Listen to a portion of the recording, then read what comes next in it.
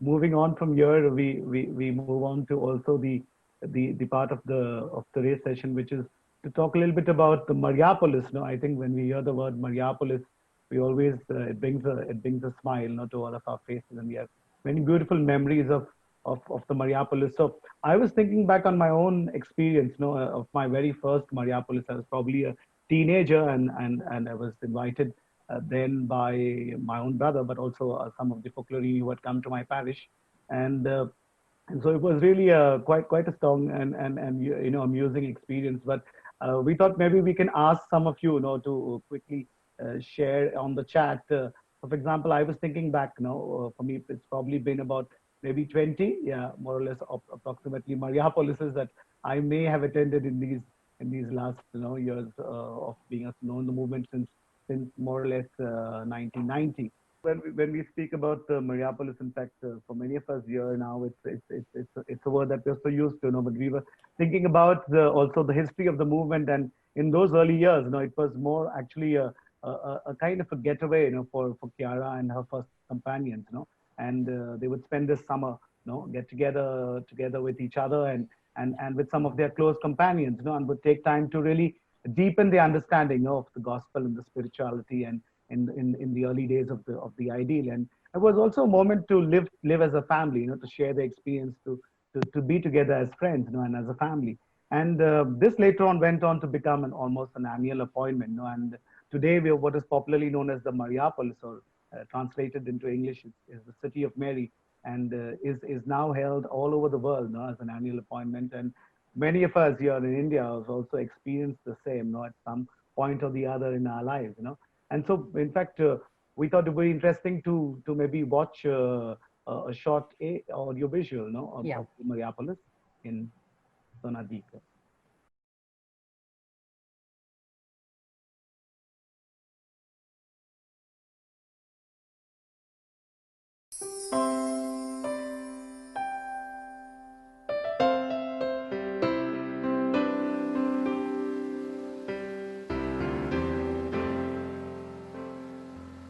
The story that connects the Valley of Primiero in Trent, northern Italy, with the Focolare movement dates back to more than 60 years. The marvelous scenic beauty of Tonadico, the Valley of Primiero, have become well known and much loved places for all the members of the Focolare movement.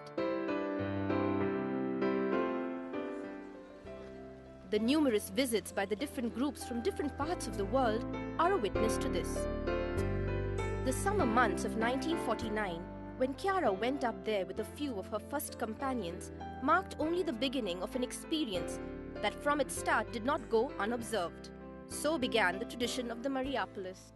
In the 50s, I used to work here in a bakery, just here behind me. In those years, it was impossible not to observe the huge influx of people. I sensed a strong spiritual atmosphere, and I was touched by the joy, the enthusiasm, and the internationality of these groups, the gentle ways with which they treated each other. In the following years, the valley continued to welcome an ever-growing number of people. These formed a prototype of a society renewed by the gospel. It was the Mariapolis.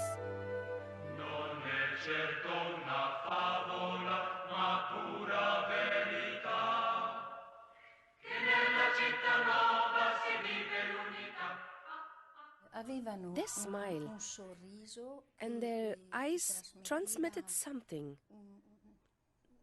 really special. I don't know, I was still young, and so I really didn't give it much thought.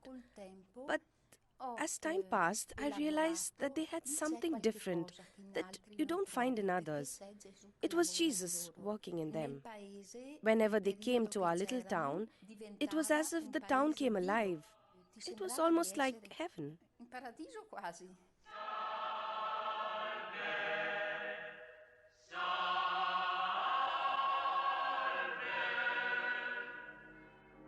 In 1959, about 12,000 people passed to the Valley of Primiero, coming from 27 nations. It was precisely in that Mariapolis that a desire arose to seal a pact of mutual love, not only among those persons, but also among the peoples they represented. Consume in one all our peoples and build with them a people, the people of God.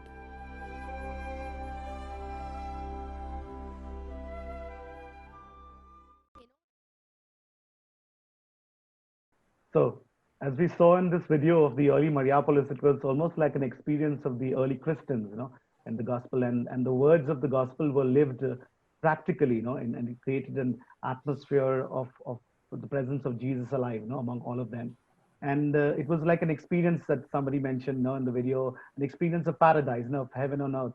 And also, as in the family, as we said, that there's even laughter and fun times, and these were also very special. And in fact, even in the early days, every evening, they used to have these comedy shows, and they would do spoofs, on real experiences that were taking place in the Mariapolis. I even recall popular plays that we used to put together in some of our own Mariapolises, with some of the families and the participants, and even the early songs, that were composed. In fact, as you know, many of the songs of the Focolare and sung during the Mariapolis are actually composed by the Focolarini, and they would use the tunes of popular songs in those days. And all of these different experiences united them as a big family. And so today we carry on this tradition, and as you know, very popularly in our own Mariapolis, and the one we did some months ago, in the beginning of June this year, our own first online Mariapolis, we had the Mariapolita, or the Festa as we call it, on the last day. And so we thought we would like to show you a glimpse of a short comedy of the Mariapolis of 1959. So it's in black and white, right? As it was the tradition, was the thing in those days. And I'm sure this will take you by surprise, because in fact, most of the actors, or practically all the actors, are the first Focolarini of the movement. So we quickly take you to this clip, and we hope you enjoy it. A pearl of the Mariapolises, which was also a prophetic sign of realities that would rise up many years later, were the comedies.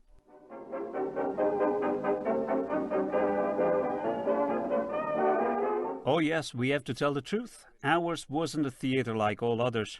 The curtains? No, there was no curtain. The prompter? Yes, there was missing too. The theater was a stage, a nice stage built by Giacomo, but there was no scenery.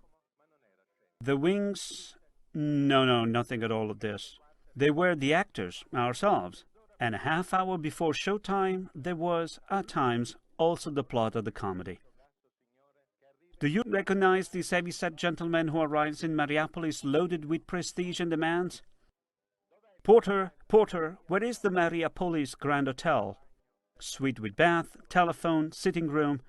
This pitiful house was not exactly the Mariapolis Grand Hotel that our distinguished guest was expecting. And this luncheon, so filled with uncertainties, had nothing to do with the formal dinners that our famed journalist was accustomed to attending.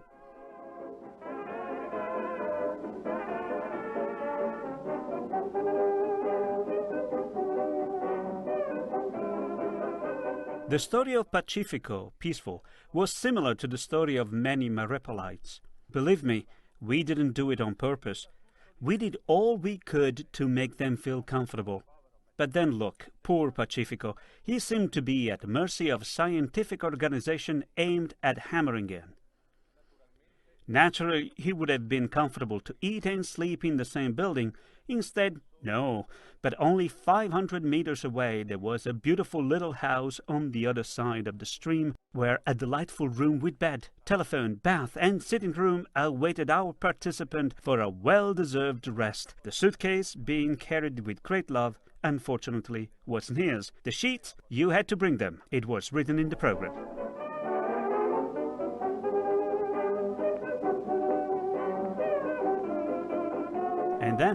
And then this crazy beggar who slept in the bed next to his in this messy dormitory.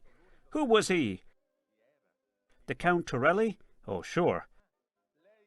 Are you Count Torelli? Well then, I'm Napoleon. At a certain point, the perfect Mariapolite was ready to separate his mattress into two parts for a person who had unexpectedly arrived. And in the end, a bit of chamomile tea. Would you like anything else, sir? Yes, I'd like something else. A gun. But at this point, the defense of the old man was falling to pieces. At a certain moment, our distinguished journalist had indeed decided to run away. But he hadn't been able to gather enough strength after having passed such an unanimated night. Pacifico stayed for another day.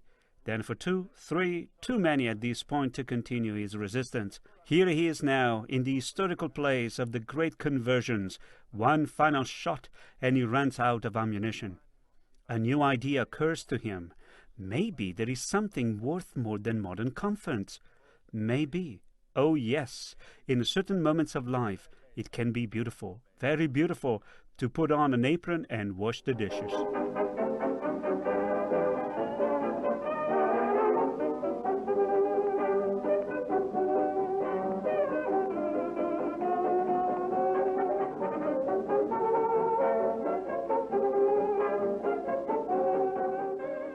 And the comedy ends as it began.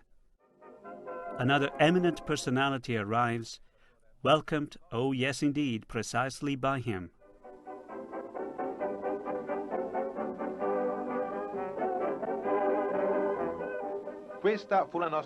This was our first comedy. Taken from true facts, it produced true effects. The others followed one after the other. At this point, no one could imagine a Sunday without a comedy. We were ruined. On every feast day, one of us had to convert. Dinamico, Pacifico's son, found true knowledge in the Mariapolis, and Sinfonico, his grandson, true art. Wow. So, so we hope you all enjoyed that. Yeah, we can see lots of smiling faces there. And yeah, and in fact, so imagine, I was just thinking, you know, on Dorian to, in fact, to all of you that, in fact, my first Mariupol, especially about that scene of the mattress being divided into two. We actually used to have two mattresses that were divided between three people in a dormitory that was without any fans, you know, in the famous Don Bosco Resort in Kandala, you know? So was it Lonavala? Kandala. So in fact, Lonavala, in fact, and so but there were some beautiful, you know, some of the beautiful memories and of where the fans are very supposed to sleep. Then I realized that as the youth we don't sleep practically because everyone's up all night doing all kinds of you know things. So but we won't say about that now. But so really some beautiful memories, you know, of the Mariapolis and the early days and even now. And we have with us Saviola now. Saviola, can you wave out to us?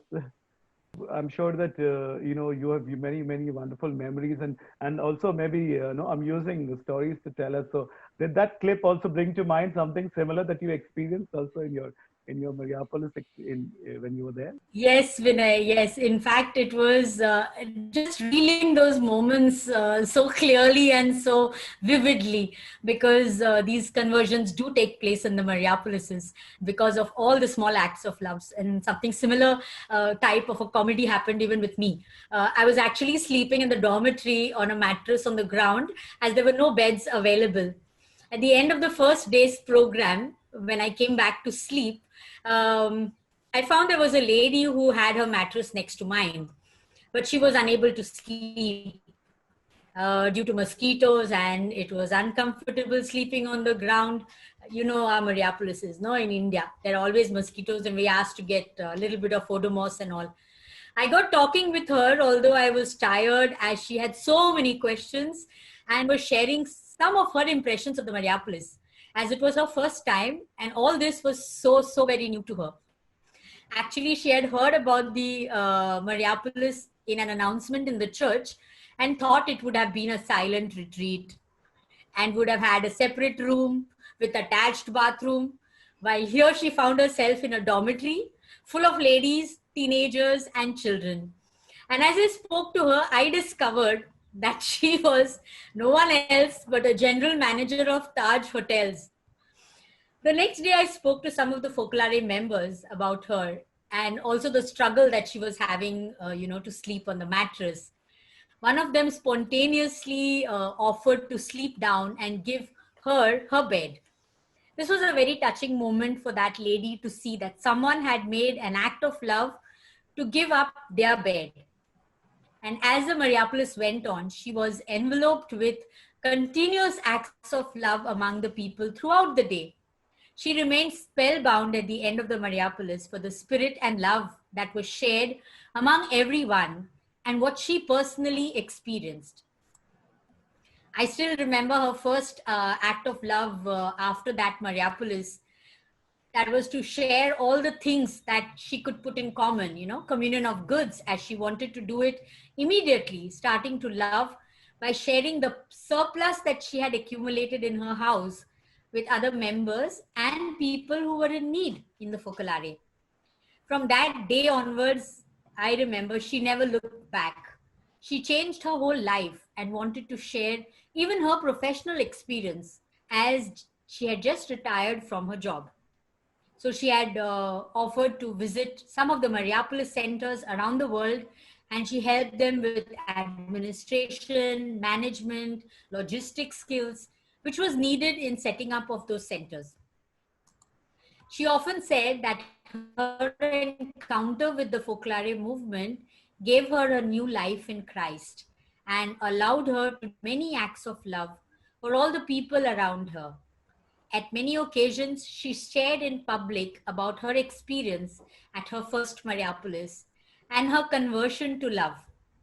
As a community, we journeyed with her in the difficult and painful last days of her illness and helped her reach another Mariapolis, which is the heavenly Mariapolis. So even today, yes, Vinay, life-changing experiences do take place in the Mariapolises.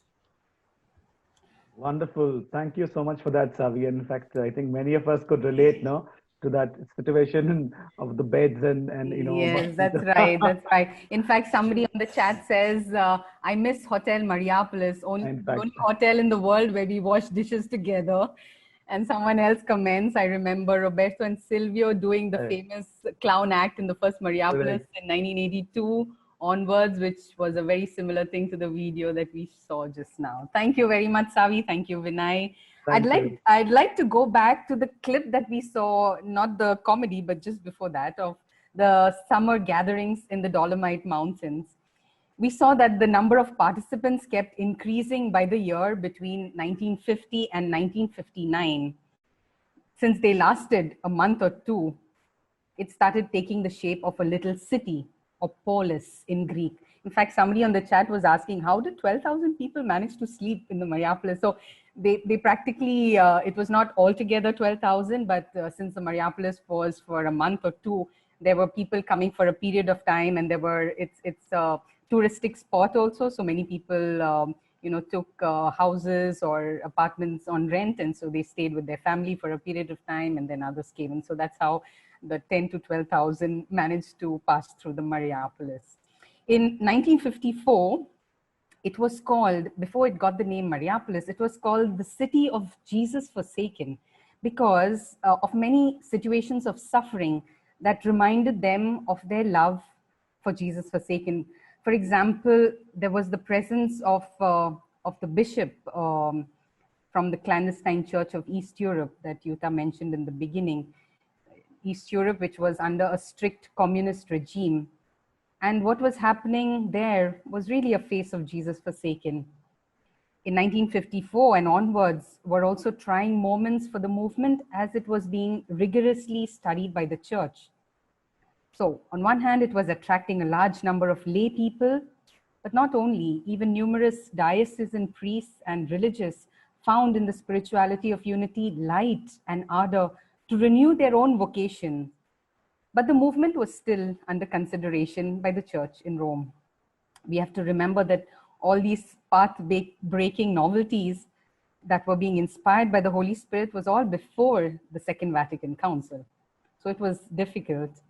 And all these circumstances and suspensions by the church were faces of Jesus Forsaken. Later in 1955, Chiara felt that this temporary city had a Marian aspect. The presence of Mary was strongly felt. And she also felt that the movement itself had an imprint of a work of Mary, the work of giving Jesus in the midst to the world. So then it took on the name of Mariapolis, City of Mary. In 1957, there were around 6,000 participants and many bishops and ecclesiastic personalities. And in 1959 that we saw, where there was a huge number, that happened to be the last Mariapolis altogether in the Dolomites, because thereafter the experience of the Mariapolis was repeated wherever the Focolare had begun to spread. And it's here that it began to cross the oceans in this very decade. It went beyond the European border for the first time. The first ever trip across the ocean was in 1958 to South America. Chiara chose 3 of her companions, Marco, whom we got to know in the previous session, Leah, and Fiore. They were chosen to be bearers of her light to new peoples. They were they were going to land in Recife in Brazil, but they had no idea whether anyone would come to welcome them. They had managed to find from the mailing list of the newsletter, Città Nuova, the contact of 2 priests from Rome who had been transferred to Brazil 2 years ago. So they sent a postcard to announce their arrival, but they had not received any reply. So they were heading to this new continent with total trust in the Lord, a strong unity among them and with Chiara, and a great zeal to share this ideal of unity in new lands. An interesting detail which Leah recounts is that their ticket to Brazil was booked on a Sunday, which happened to be the feast of Christ the King. Now, 13 years before, in 1945, in Trent, on the feast day of Christ the King, Chiara and her friends, and Leah was also present, were at Mass in a church that was half destroyed by the bombs, Second World War. In the readings, there was this phrase, "Ask me, and I will give you the nations as your inheritance, and the ends of the earth as your own possession," from the Psalms. After Mass, kneeling around the altar with her friends, Chiara felt a push from within to ask Jesus for this grace, because she felt that he was calling them to go to all the people up till the ends of the earth. And there were just 5 or 6 of them then. So the date on their ticket perhaps wasn't a mere coincidence, but a fulfillment of that prayer. A year later, in 1959, another of Chiara's first companions, Ginetta, also left for Brazil, and she remained there 42 years until she left for heaven in 2001. The process of beatification for her too has begun, for the witness of Christian life that she gave.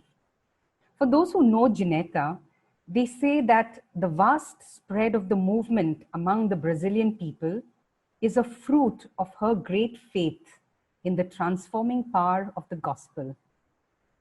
She was someone who personified the mandate given to her by Chiara. In this short clip that we'll see, we hear Ginetta speaking to us. You will discover something about her, and she also shares what Chiara told her as she was leaving for Brazil. Prima di partire, Chiara mi ha detto: non ti do un crocifisso di legno, di ferro, ma un crocifisso vivo, che era Gesù abbandonato. Before leaving, Chiara told me, "I'm not giving you a wooden or iron crucifix, but a living crucifix." It was Jesus forsaken, whom I would have to present to the Brazilian people. This great ideal that Chiara had presented to us, because Chiara says that we choose God, but we choose him crucified. I said now to them, "Now you are free. I came for this." They told me that they were happy to embrace Jesus crucified with a concrete, radical love as the gospel wants. The people or persons of great culture, look, I found the same radicalness, the same generosity. Nothing would frighten me. You tell me to go here, to go there. No, there are neither rich nor poor.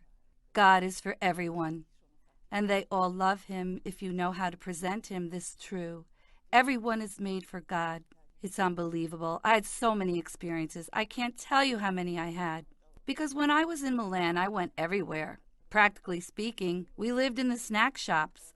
During the first 2 years we went there, because there wasn't room. We put together the tables. We spoke of God all the time. And the waiter who knew us said to me, "You're going to sit there, right?" I said, "Yes, but how did you know that I would sit right there?" Oh, he said, "I know it because when you come, I listen to all that you say from behind the curtain."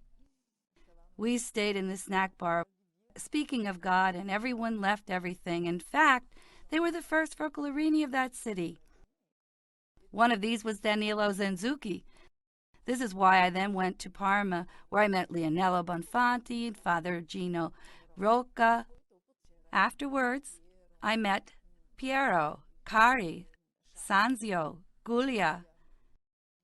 They followed me like little children after all. I was a young woman, and I certainly didn't have all the qualities that they had. They were all professionals, first-rate people, also in their workplaces. And they were also more intelligent. It's unbelievable the way wisdom goes beyond everything.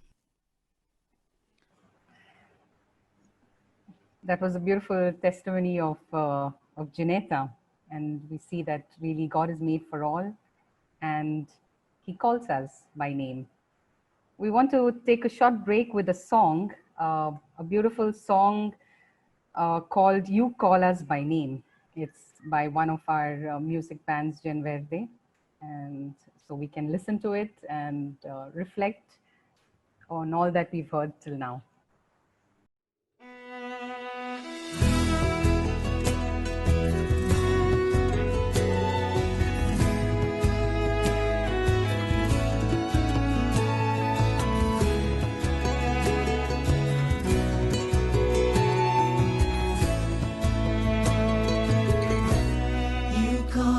By name, to be your own people, our hearts fill with wonder as we enter your doors.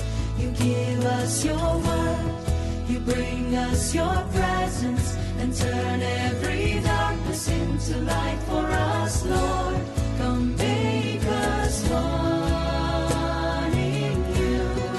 Here we are. Lord, we come to answer your call. You have spoken in the depths of our soul.